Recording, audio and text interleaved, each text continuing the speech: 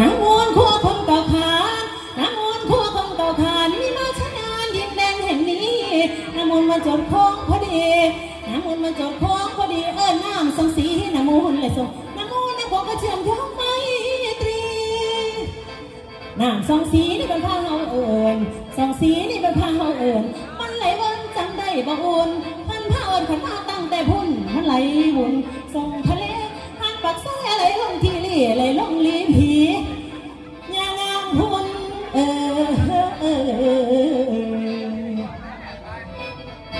ขอบคุณก๋วยจั๊บหน้าศาลนะคะสนับสนุนกิจกรรมล้านชมจันทร์เป็นอย่างดีทุกงานนะคะขอบพระคุณเป็นอย่างยิ่งมอนซูนโฮเซลด้านหน้าเวทีได้นะคะ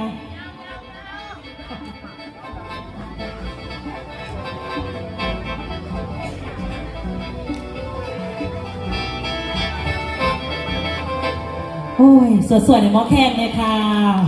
บทสาวเนี่ยหมอแคนนี่คือการสื่อสารวัฒนธรรมหมอลำพื้นบ้านนะคะหมอแคนหนักหน่อยเอายาวบาดเนี่ยยาวเซดนตรีเด้อบาดเนี่ยเด้อ